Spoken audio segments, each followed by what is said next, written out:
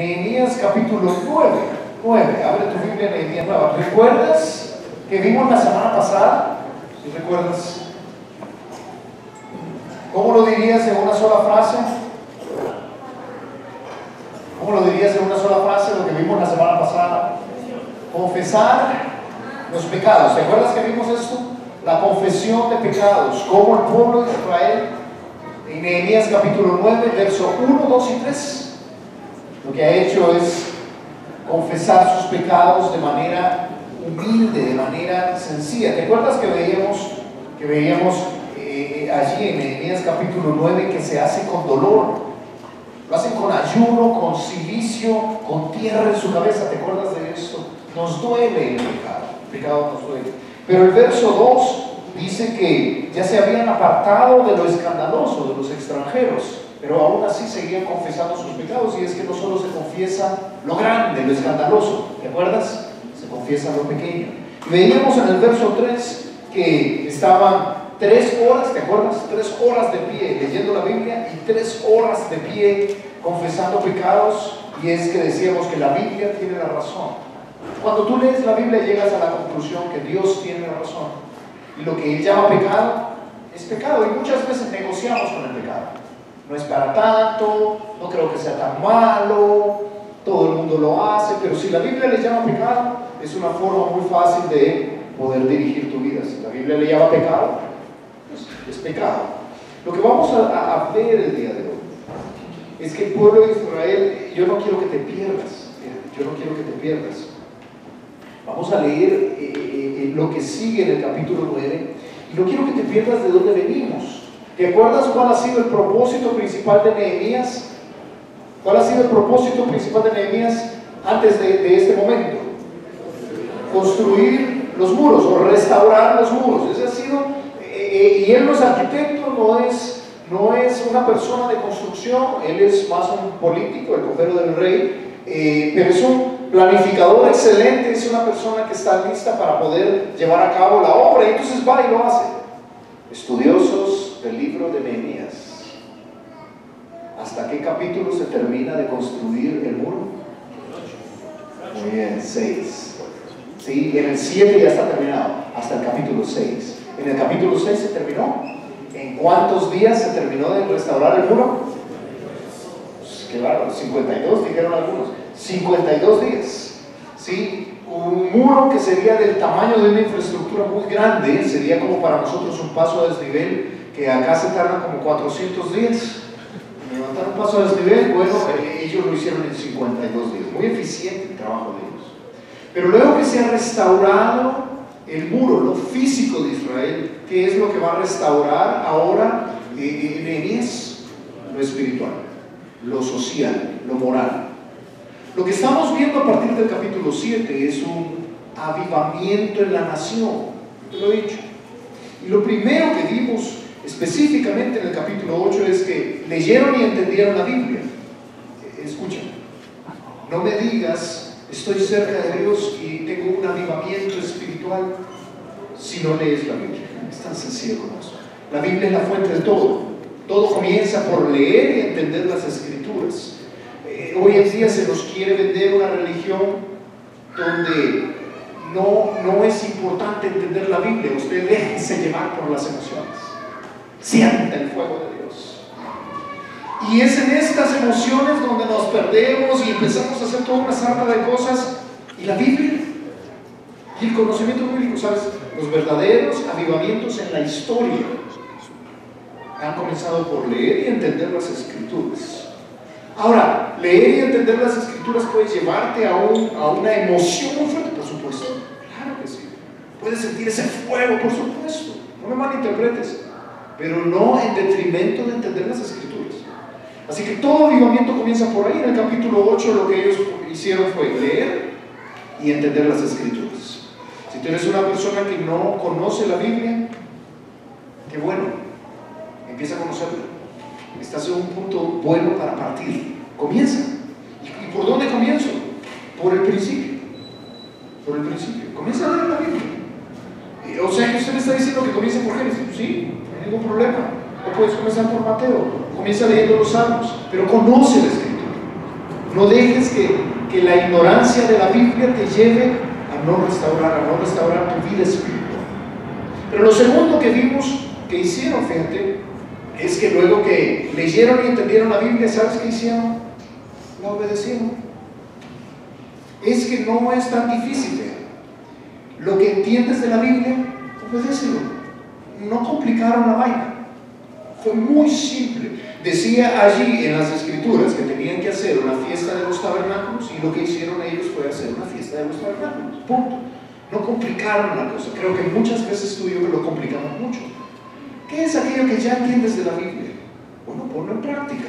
Eso es un avivamiento. Primero entiendes la Biblia, luego lo poco que entiendes lo practicas, y luego de esto veíamos, confiesas tus pecados. Hay una confesión de pecados en el capítulo 9 que acabamos de estudiar la semana pasada. Pero luego de esto, cuando has pasado por este proceso, al igual que el pueblo de Israel, yo te propongo que lo que llegas es a una admiración grande de quién es Dios. Yo creo, fíjate, que muchas veces podemos caer tú y yo en el error de no considerar quién es Dios y lo que Él ha hecho. Sígueme en esto. Los creyentes deberíamos bendecir el nombre de Dios. ¿Qué es bendecir? Bendecir es hablar bien, bien decir. Es la etimología de la palabra. ¿Sabes qué es? Es alabar.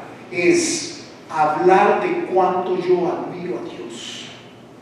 Y creo que muchas veces vamos por la vida sin necesariamente bendecir el nombre de Dios, sin que Dios nos parezca, wow, lo máximo. Para el creyente, realmente Dios debería de ser lo máximo. Mira cómo lo hicieron acá el pueblo de Israel a partir del verso 4.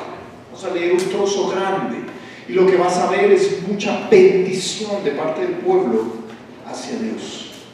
Van a hablar de la grandeza de Dios. Mira cómo lo hicieron allí en el versículo 4. ¿Luego de qué? Luego que habían confesado sus pecados. ¿Sí me sigues? Luego, dice allí el verso 3, luego se levantaron sobre la grada de los levitas, Jesúa, Bani, Cadmiel, Sebanías, Buni, Serebías, Bani, Kenani, y clamaron en voz alta a Jehová su Dios. Y dijeron los levitas Jesúa, Cadmiel, Bani, Asabnías, Serebías, Odías, Sebanías y Petaías. ¿Qué fue lo que dijeron? Levantaos, bendecid a Jehová vuestro Dios desde la eternidad hasta la eternidad, y bendígase el nombre tuyo, glorioso y alto sobre toda bendición y alabanza. Qué tremenda frase. ¿Qué es lo que van a hacer en este momento? Se levantan unos levitas ahí y dicen: bendigamos el nombre de Dios, porque el nombre de Dios está por encima de toda bendición y alabanza. No hay nada tan admirable como Dios. ¿De qué van a hablar en los siguientes versos? Estos levitas van a decir al pueblo: no hay nada tan admirable como nuestro Dios.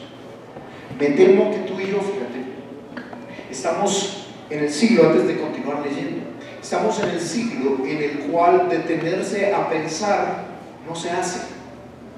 No se hace. Piensa. Esto de detenerse debajo de un árbol y que te caiga una manzana y que digas: oh, cae para abajo, no para arriba. Qué interesante. Y se descubra la ley de la gravedad. Parece que fue de hace 2 siglos. Parece que es una cosa de siglos pasados. Detenerse a pensar y cuestionar las cosas. Las preguntas más filosóficas y existencialistas que existen, no las hacemos nosotros. Somos una generación llena de información y llena de datos, pero no llena de filosofía y de sabiduría. Piénsalo. ¿Cuándo fue la última vez? Y quizás alguien puede decir: pues, hoy en la mañana, hermano, qué buena. Pero la mayoría te propongo que, ¿cuándo fue la última vez? No va a responder de manera muy cercana. ¿Cuándo fue la última vez que llegaste y te detuviste simplemente a pensar? Y viste el horizonte y pensaste: no, hermano, es una pérdida de tiempo, en esta ciudad no se puede. Ese es mi punto. Vivimos en una sociedad tan llena de afán que no pensamos.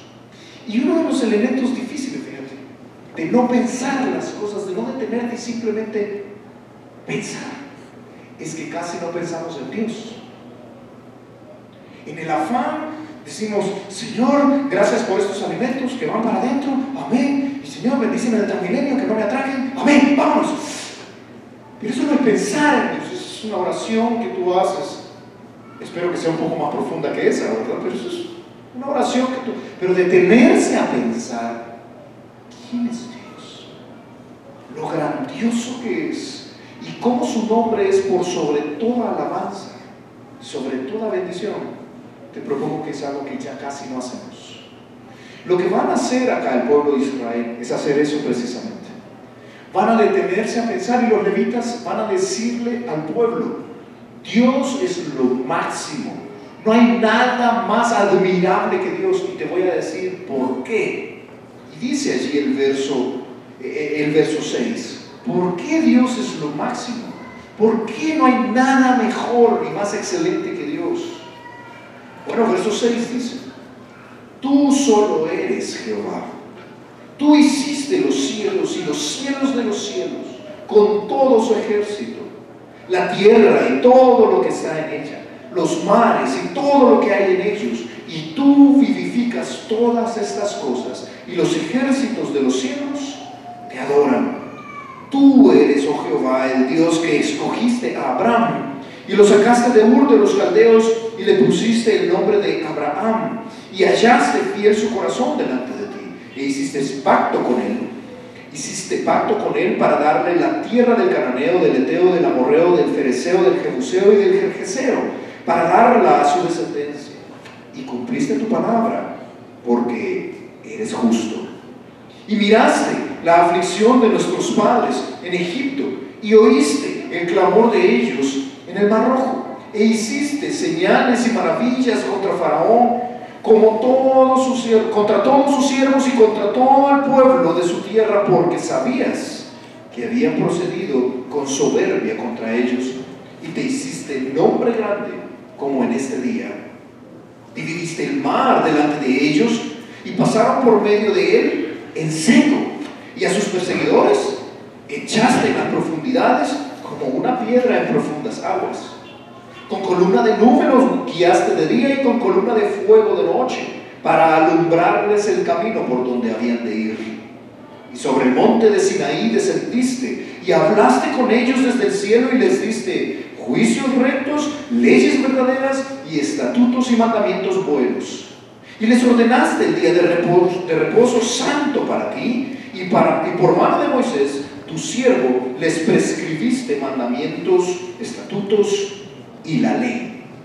Les diste pan del cielo en su hambre, y en su sed les sacaste aguas de la peña, y les dijiste que entrasen a poseer la tierra por la cual alzaste tu mano y juraste que se la darías.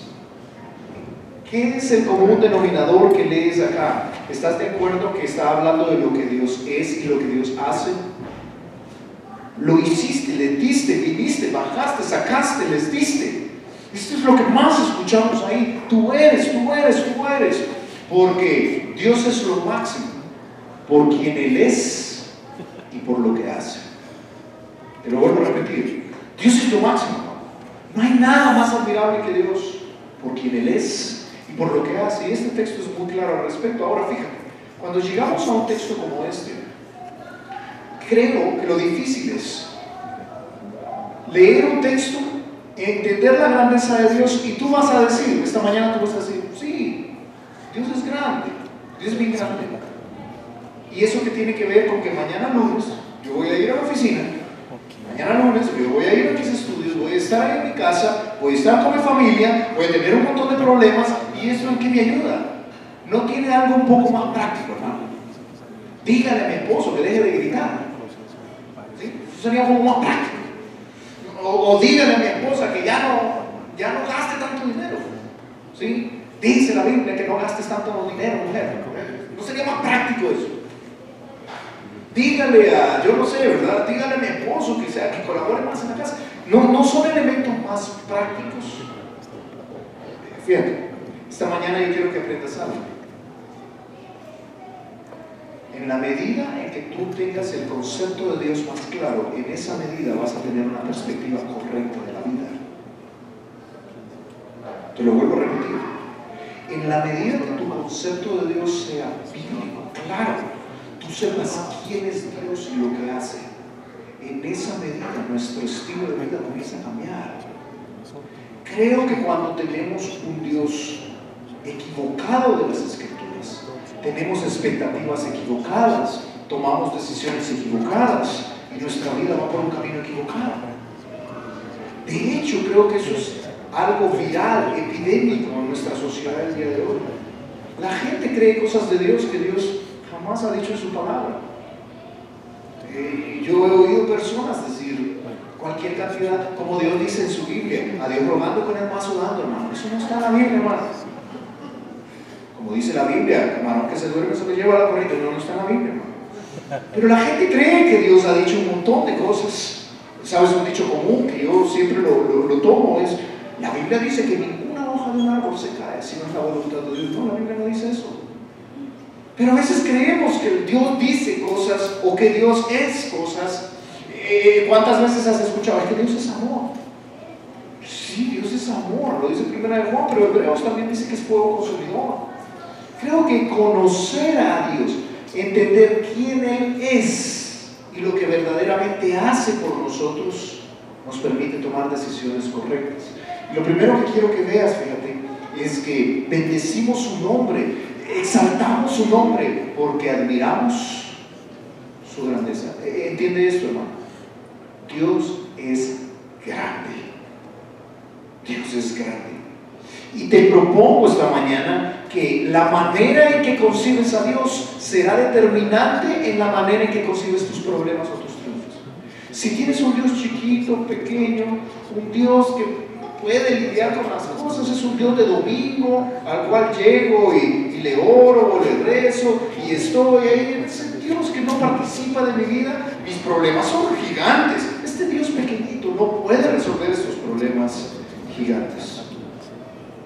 Pero la Biblia nunca plantea este tipo de Dios. Nuestro Dios es grande. Mira cómo lo dice allí el pueblo de Israel. Lo primero que ellos dicen es: Dios es lo máximo porque es grande, es increíble, es un Dios grande. Dice allí el versículo 6. Luego que han dicho: vamos a bendecir el nombre de Dios porque Dios es lo máximo, dice el verso 6. ¿Por qué? Y quiero que notes una división en el texto, que cuando uno lo lee de corrido probablemente pasa por alto, pero escucha. Primero, los primeros 3 versos que vamos a ver, el 6, el 7 y el 8, vamos a ver que ellos van a señalar quién es Dios. Lo que los levitas van a decir es: tú eres, tú eres, tú eres. Y luego dejan de decir tú eres. Y el resto del pasaje, a partir del verso 9 hasta el 15, van a decir: tú hiciste, tú hiciste, tú hiciste. ¿Por qué vamos a alabar a Dios? ¿Por qué Dios es lo máximo? Por quien Él es. Él es grande. Mira cómo lo dice ahí, verso 6. Tú eres Jehová, solo tú eres Jehová. Ahora piensa lo que está diciendo. El nombre Jehová da un atributo único, singular. Están hablando de la singularidad de Dios. Tú solo eres Jehová, no hay otro Jehová. Jehová es el famoso tetragramatón, que eso significa las famosas 4 letras de donde viene el nombre de Jehová, 4 letras hebreas de donde viene el nombre Yahvé o el nombre Jehová. Jehová es un título. ¿Sabes cómo se presentó Dios como un título? El gran yo soy. Se presentó en Éxodo capítulo 3 allá a Moisés, y Moisés le dice: ¿cuál es tu nombre? Yo soy el que soy, ese es mi nombre. Es Jehová, es Yahvé, es yo soy. ¿Sabes qué están diciendo los levitas? Solo tú tienes ese título, solo tú eres el que siempre ha sido, el que es y el que siempre será, el eterno Dios. Eso es lo que están diciendo. Solo tú eres Jehová, tú eres nada más el único eterno, y por eso eres el único creador. Dice el verso 6: tú solo eres Jehová. Tú hiciste los cielos y los cielos de los cielos. ¿Cuáles son los cielos de los cielos? ¿Cuáles son los cielos de los cielos? ¿Cuál es el cielo? Si yo te diga: mira el cielo, ¿y de qué color es el cielo? ¿verdad? El cielo es azul, te lo enseñan de chiquito, sí. Ese es el cielo. ¿Y cuál sería el cielo del cielo? Sí, es la estratosfera o el espacio, diríamos nosotros. Ese es el cielo del cielo. Tú sabes que la Biblia habla de 3 cielos.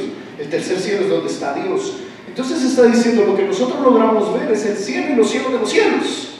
Es increíble que tú hayas hecho el universo, diríamos nosotros, las galaxias. Eso es lo que están diciendo. Solo tú eres Dios y solo tú hiciste esto. Los cielos y los cielos de los cielos, con todo su ejército, que sería el ejército de los cielos.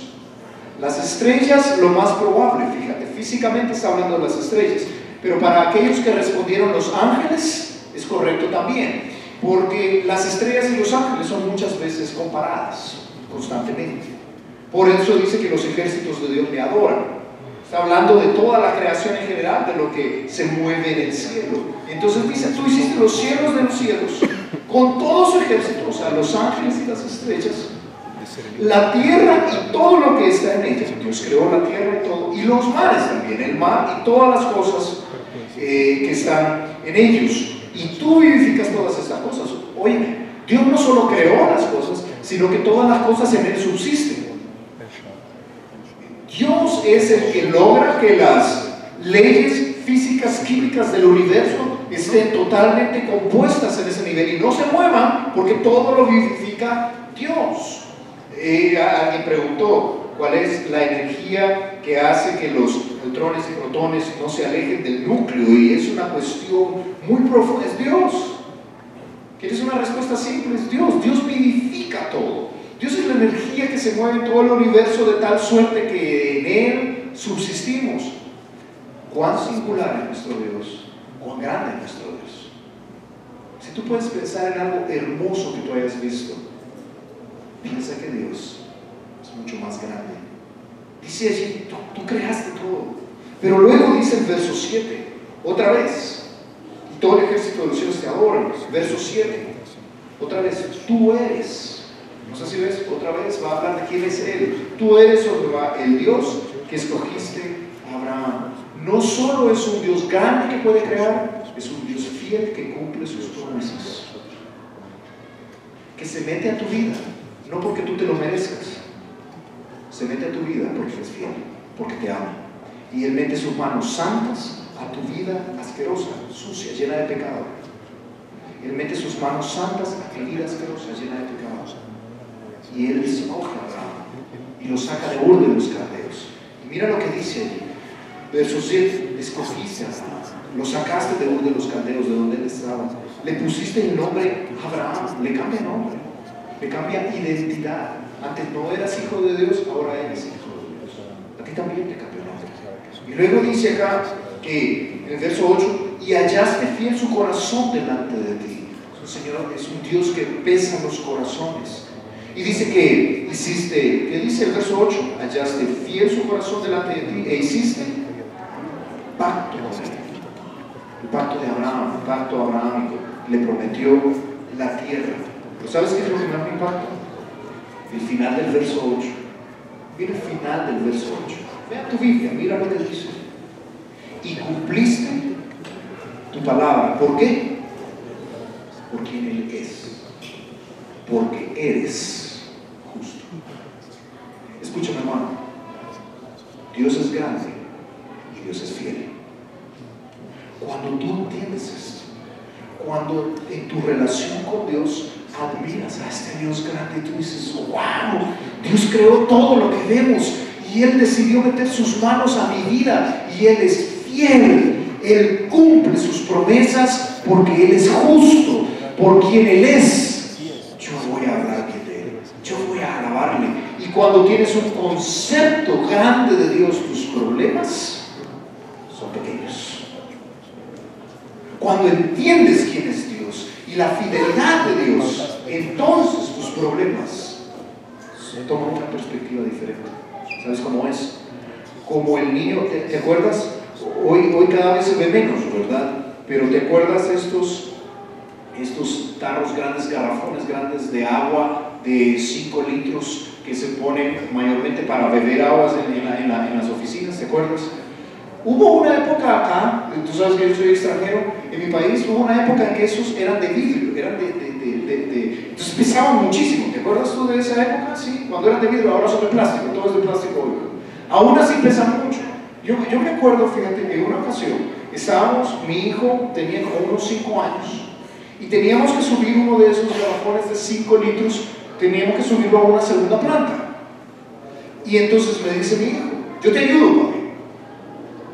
¿Te ha pasado con tus hijos? Yo te ayudo, papi, yo te ayudo. Como, no sé, ¿verdad? No me hagas estorbo, ¿verdad? Pero ellos quieren ayudar, y entonces, ok. Y empieza mi hijo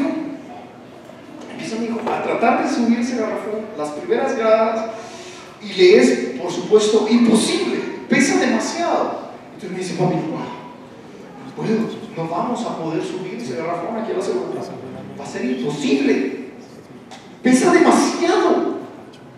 Y entonces yo le digo, no te preocupes, hijo, aquí está tu papá. Es un momento que uno aprovecha, por supuesto, ¿verdad? Tranquilo, hijo, y uno lo coge con una mano, ¿verdad? Igual temblando, así que lo va con una mano porque tiene que demostrar esto, y subo a la segunda planta, así, y lo coloco con mi hijo. ¡Wow! Mi papá es Superman, no me lo había dicho, una cosa increíble, la admiración. ¿Sabes? Creo que a veces somos así con Dios. Realmente el problema que tenemos enfrente decimos, Señor, no se puede, es imposible, es demasiado. Pero creo que hemos perdido la perspectiva de quién es Dios. Realmente Dios viene y dice, hijo, tranquilo, y coge nuestro peso y dice, vamos, yo te acompaño. Y creo que es entonces cuando tú y yo decimos, mi papá es lo máximo. Pero me temo que a veces no nos detenemos a pensar en esto. Hermano, yo no sé la situación difícil por la que estés atravesando o vas a atravesar. Algunos están atravesando por situaciones grandes, situaciones de salud delicadas, algunos con cáncer en medio de nosotros, situaciones económicas feas, delicadas. Algunos están pasando por situaciones de un futuro incierto, o algunos están atravesando situaciones donde las relaciones no están bien, tu relación con tus hijos no le ves futuro, o tu relación matrimonial tú no le ves futuro, y tú dices, esto es demasiado grande. Creo que has tomado la perspectiva equivocada. Hermano, no te concentres en tu problema grande, concéntrate en tu Dios grande. Y eso hace toda la diferencia. Y cuando tú ves tu Dios creador, fiel, que mete su mano en tu vida y que cumple sus promesas, tú dices, wow, mi papá es mucho más grande, es mucho más grande que mis problemas. Pero sabes, te doy un paréntesis en esto, es mucho más grande que tus triunfos. Muchas veces estamos y vemos nuestros logros y decimos, qué grande lo que logramos, comparado con Dios, por favor.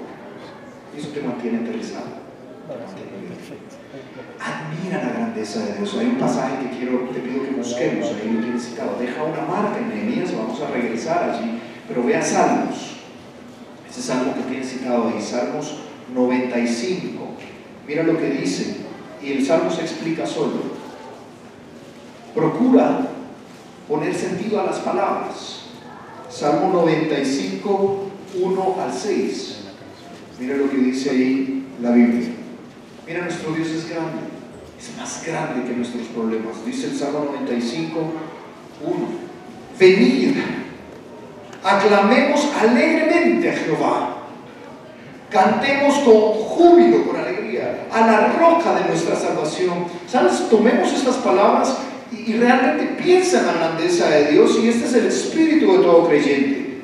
Yo te he dicho antes, porque tenemos alabanza, un tiempo de cantos, de alabanza, de hablar bien de Dios y de su grandeza. ¿Por qué tenemos este tiempo antes de la predicación?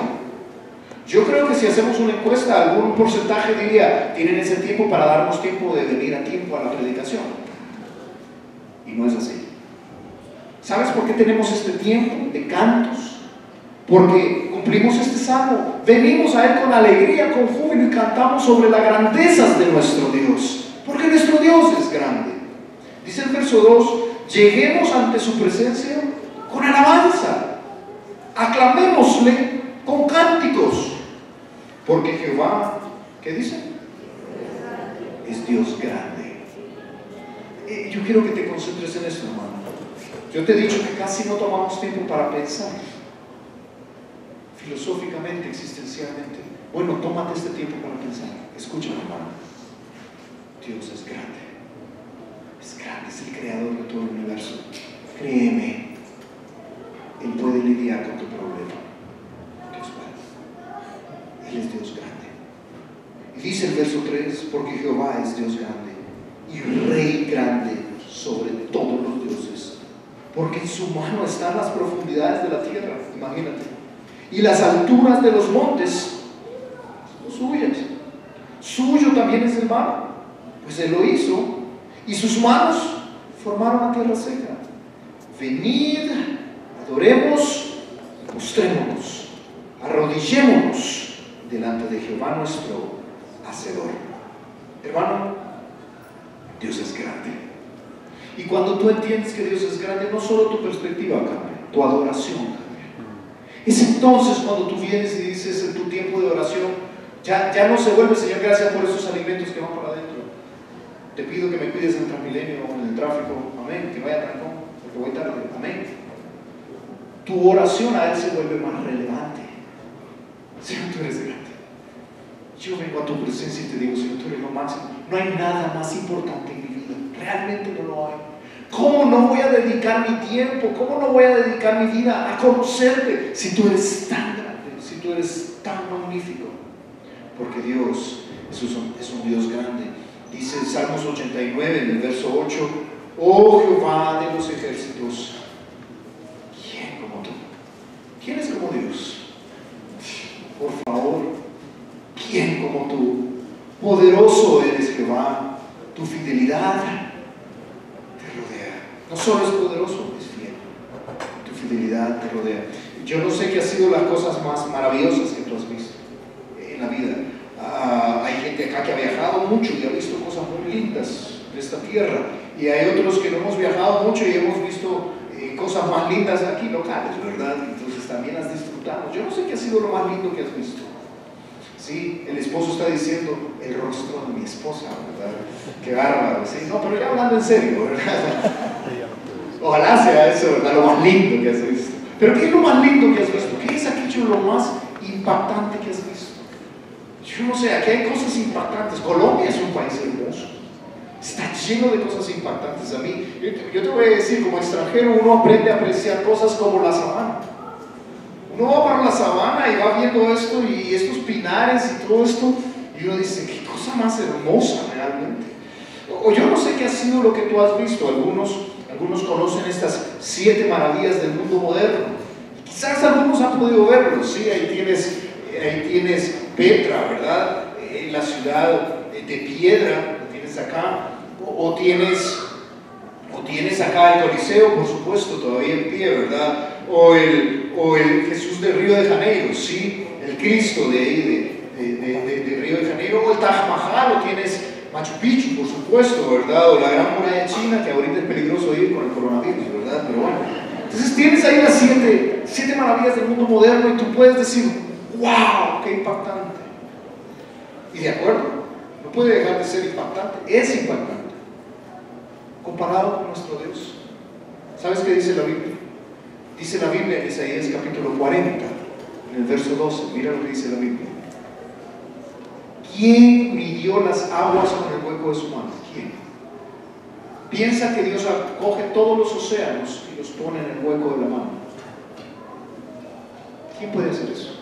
Dice Isaías, solo Dios. ¿Y quién los cielos con su palma? ¿Quién pudo tomar los cielos con su palma? ¿Quién? Solo nuestro Dios. Con 3 dedos juntó el polvo de la tierra. ¿Te puedes imaginar coger todo el polvo de la tierra con 3 dedos? Esto es lo que haríamos nosotros, ¿sí? Está todo el polvo de la tierra.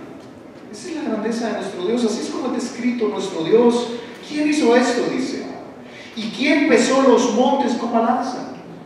Y con pesas los collados. ¿Quién hizo eso? ¿Quién tomó el monte Everest y lo pesó y dijo, pesa tanto? ¿Quién puede hacer eso? Solo nuestro Dios. Y dice el verso 15, dice Isaías 40, he aquí que las naciones le son, escucha cómo son, como gota de agua que cae del cubo, Es como cuando tú llevas un cubo de agua, ¿sí? Y vas despacio porque lo llevas lleno y se te cae una gotica de agua al piso. ¿Es relevante esa gota? Tú dices, uy, perdí todo el cubo. Es irrelevante, no tiene ningún valor. Eso es lo que está diciendo. Cuando vas con el agua y se te cae una gotica, tú sigues porque se te cayó algo insignificante. Esas son las naciones delante de nuestro Dios. Cuando tú veas un problema geopolítico mundial y tú digas, ¿quién podrá defendernos? Son como nada delante de Dios. ¿Entiende esto? Esa es la grandeza de nuestro Dios. Dice que como menudo polvo son las naciones, en las balanzas así les son estimadas. Cuando tú llegas a la carnicería y te van a pesar 1 kilo de carne, piensa, no, un momento, vamos a quitarle el polvo, porque eso ya afecta el peso. ¿Así eres tú? Algunos son así aquí, ¿verdad? Así que y quitas el polvo y dices, ok, ahora el kilo va a ser 1 kilo. El polvo es nada, pesa nada comparado a lo que vas a llevar. ¿Estás de acuerdo? Eso es lo que está diciendo. Las naciones le son estimadas como el polvo de las balanzas. No pesa nada. Entonces dice, he aquí que hace desaparecer las islas como polvo. Mira, hermano, Dios es grande. Dios es grande. Yo esta mañana quiero desafiarte a entender quién es Dios y que tu problema se vuelva pequeño comparado con poner tus ojos en Cristo. Hay un canto que se llama Pon tus ojos en Cristo.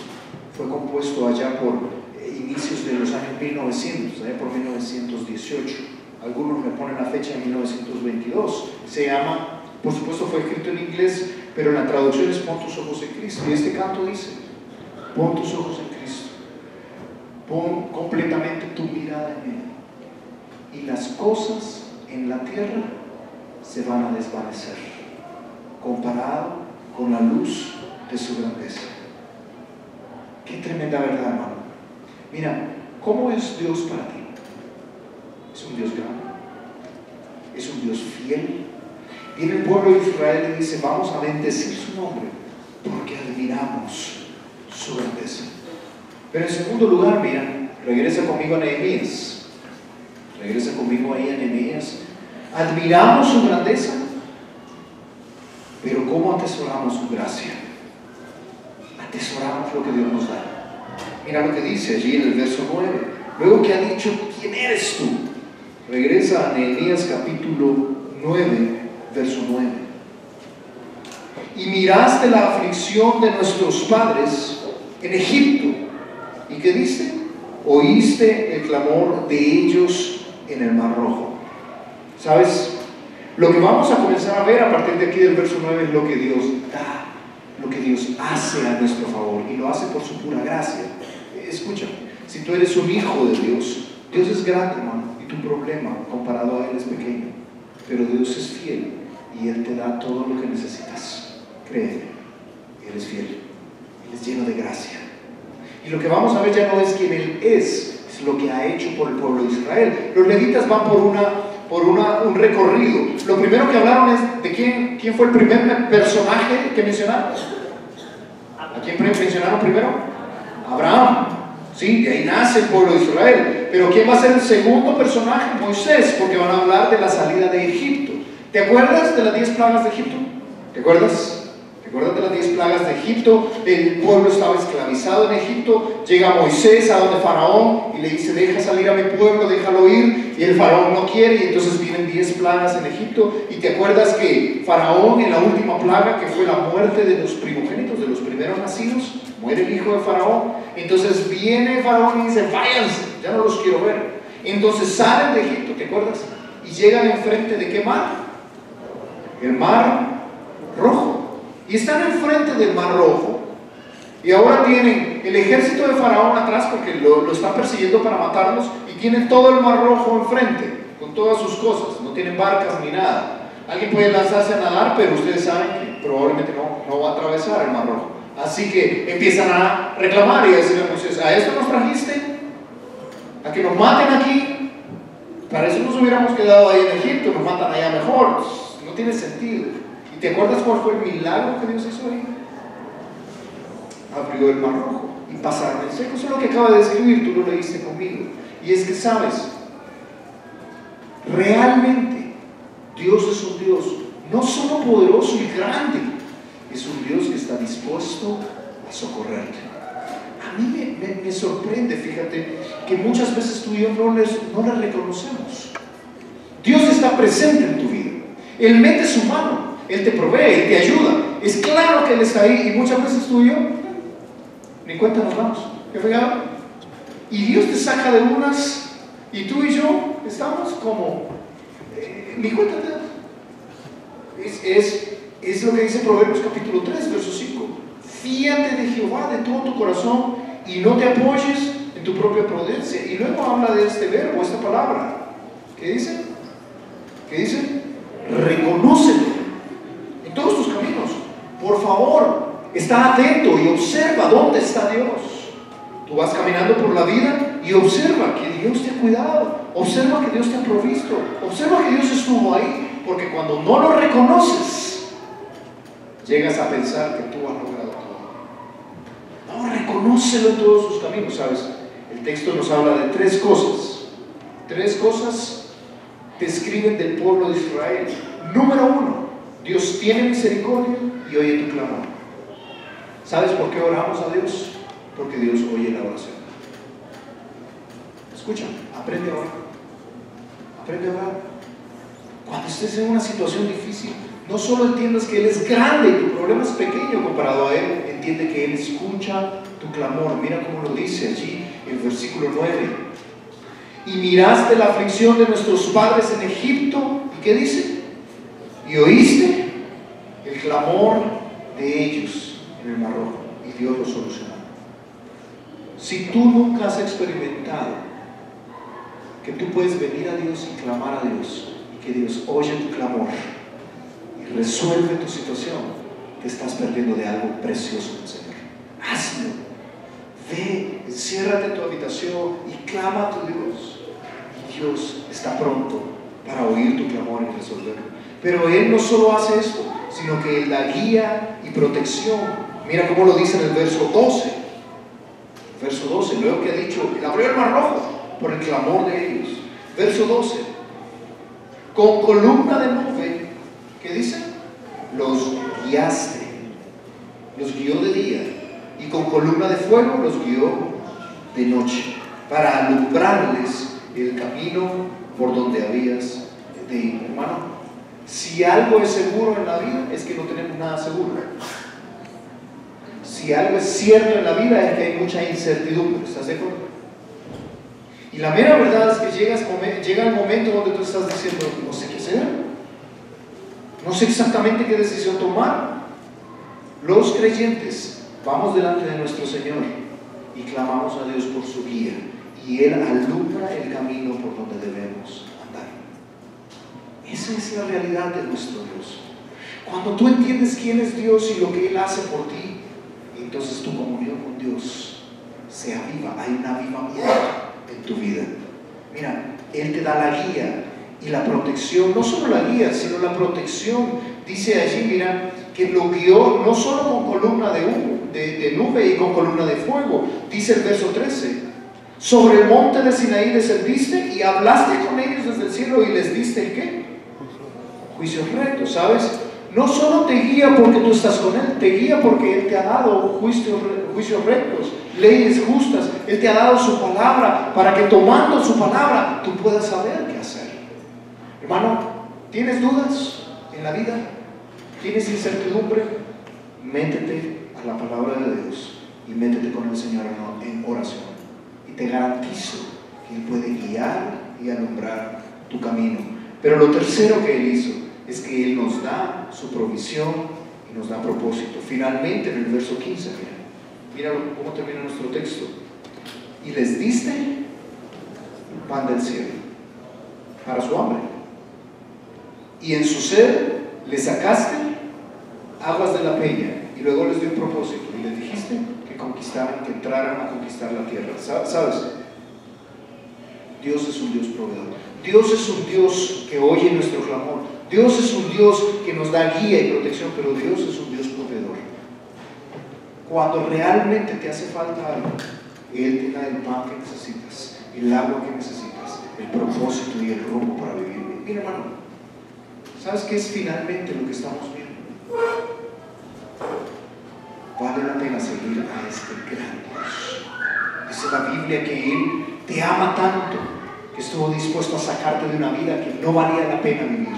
Dice Efesios capítulo 2, verso 4: pero Dios, que es rico en misericordia, por su gran amor con que nos amó, aún estando nosotros muertos en pecado, nos dio vida juntamente con Cristo. Él proveyó ya, por gracia sois salvos, y juntamente con Él nos resucitó y asimismo nos hizo sentar en los lugares celestiales con Cristo Jesús, para mostrar en los siglos venideros las abundantes riquezas de su gracia en su bondad para con nosotros en Cristo Jesús. Hermano, Él no solo te da el pan del cielo y te da el agua que necesitas.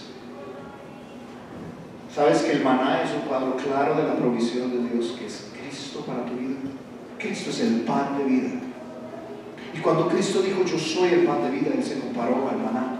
Hermano, Él ya te proveyó de lo más importante. Él te ha dado vida eterna. Vida eterna. Dios es un Dios grande, es un Dios proveedor, es un Dios que te ama y quiere cubrirte. Pero muchas veces tú y yo estamos como, sí, Dios, qué bonito Dios, ¿verdad? Y no nos detenemos a pensar quién es Dios y lo que hace por nosotros. Yo te desafío a que nuestra alabanza sea totalmente abierta a nuestro Señor, por quién Él es y por lo que hace. Y si Él te dio a su Hijo, dice Romanos capítulo 8, el que no escatimó a su propio Hijo, sino que lo entregó por todos nosotros, ¿cómo no nos va a dar con Él todas las cosas? Hermano, eso que tú necesitas. Ahora, tú entiendes la diferencia entre necesidad y caprichitos, ¿verdad? Tú entiendes la diferencia. ¿Sí? Esta hermana que va a un centro comercial y que dice, es que yo necesito esos zapatos rojos, me urgen en mi vida.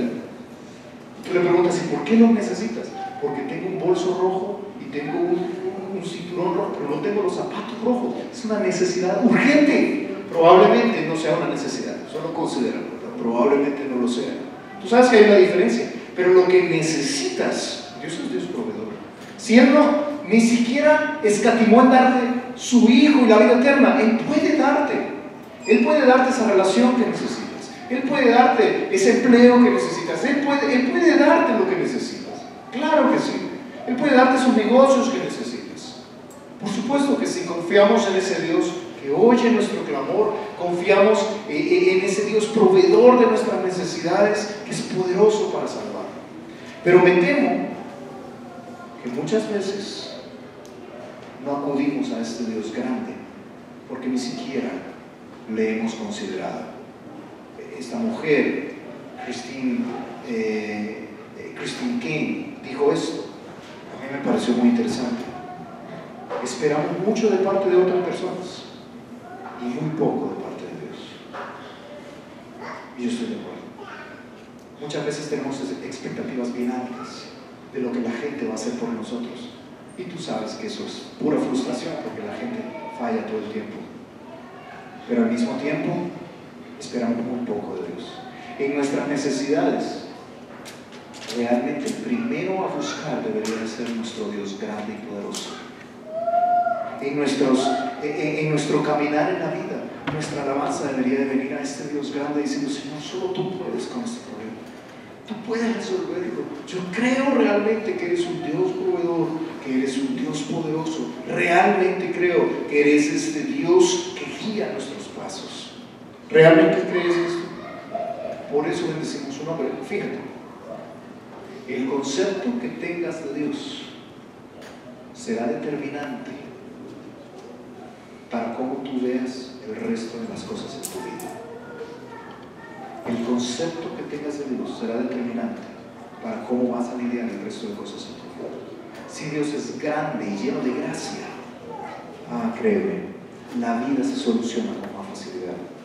Pero si tu Dios es un Dios pequeño, no bíblico, que no entiendes, que no crees que Él es proveedor, que no crees que Él es salvador, vas a andar por la vida lidiando con los problemas tú solo.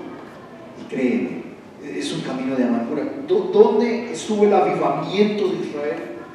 Bueno, ellos entendieron la Biblia y luego de entenderla la aplicaron, y luego de aplicarla confesaron sus pecados, pero luego de esto entendieron la grandeza de Dios y alabaron su nombre.